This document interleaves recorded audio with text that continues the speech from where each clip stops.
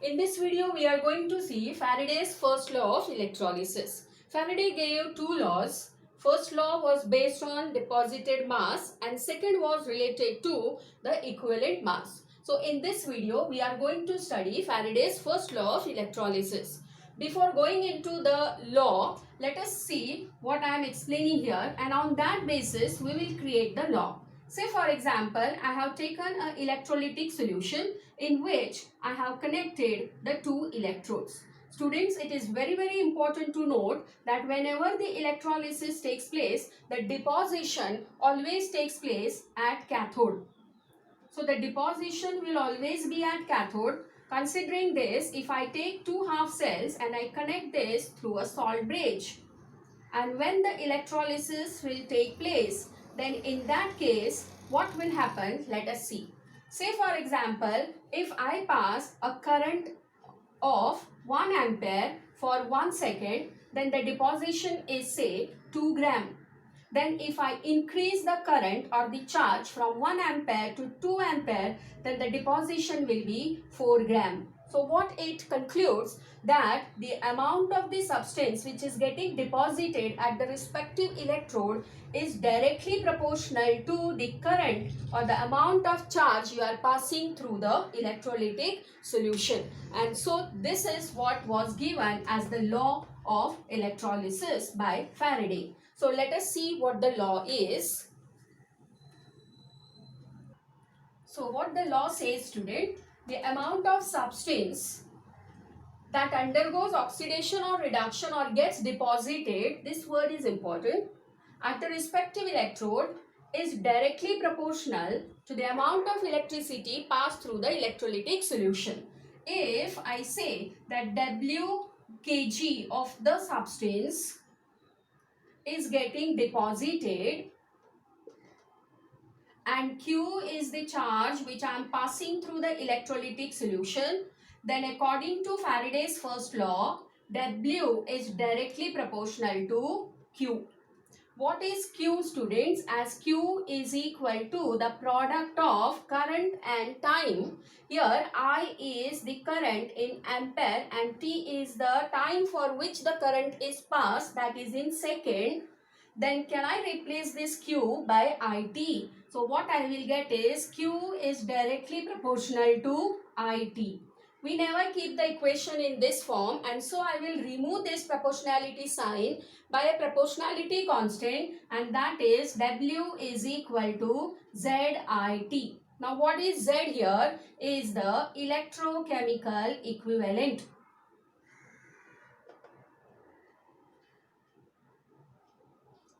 Now what is this Z? What is its unit? How you can define this? So let us see what are its units. So we have W is equal to ZIT. If I say that this current I am passing of 1 ampere and the time for what I am passing the current is 1 second, then what is W is equal to Z. Now what is W, student? W is the amount of substance deposited in kg at the respective electrode. So how I can define this Z? So this Z or the electrochemical equivalent can be defined as it is the amount of substance deposited in kg at an electrode when a current of 1 ampere is passed for 1 second. So this is what is the definition. Now can I say the same definition in other way? That is amount of substance deposited in kg at an electrode when a charge, that is Q, is passed through the electrolyte. So that charge is equal to I into T. So here we are considering in 1 ampere and the time there is 1 second. So what do you think will be the unit for this? So the unit for this, you know the unit of, I will mark this as equation 1. Let us rearrange the equation. W is equal to ZIT or W is equal to ZQ. Now what is Q, students? It is the charge. And what is the unit of charge is coulomb. What is the unit here for this is kg. So whatever the unit I want to find out, that physical quantity I will take on this side and I'll rearrange the equation. So Z is equal to W by Q. So what will be the unit of Z, student? It will be kg per coulomb or kg coulomb inverse. Now let us see what is Z is equal to. So Z is equal to E by F.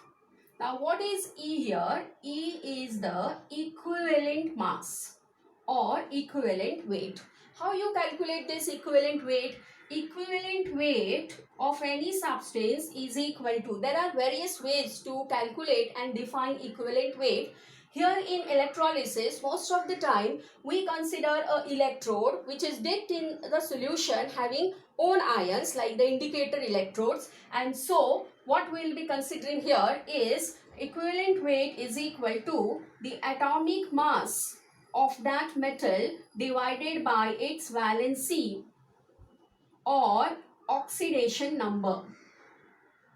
Students, it is very important to mark that if it is an acid, then the definition for equivalent weight will change. That will be equal to the molar mass of the acid divided by its replaceable H plus, or in case of base it will be replaceable OH minus ion. To make you understand this better, I am taking one example. Say for example we have copper which is dipped in copper sulfate solution. Now if I see the electrode here is of copper. What is the atomic mass of copper? Is 63.5, right? Now what is copper sulfate here? If I split this and try to find out the oxidation state here, it is +2.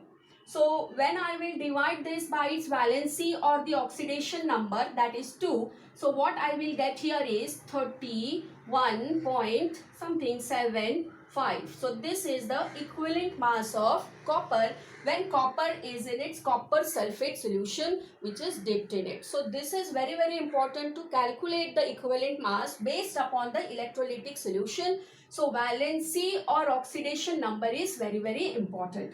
So what we have, Z is equal to E by F. You know now how to calculate equivalent mass. Now what is that F? So this F is Faraday's constant.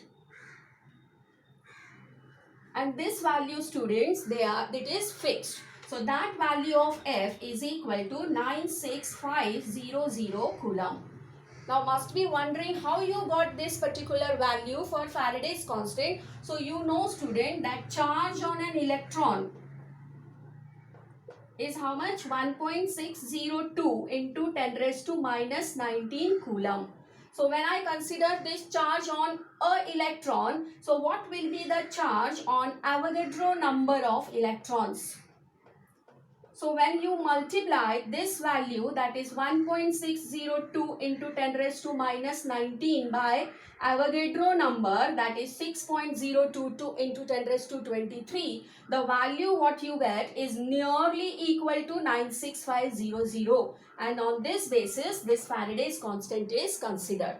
So what we studied, student, that according to Faraday's first law, the amount of substance which deposits at the respective electrode is directly proportional to the current which is passed through the electrolyte. So according to that, W is equal to ZQ or W is equal to ZIT and W is equal to, now I will replace this by E by F IT, because Z is equal to E by F.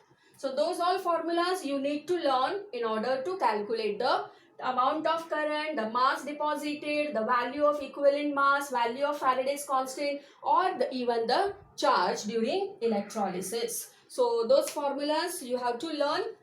Thank you, students.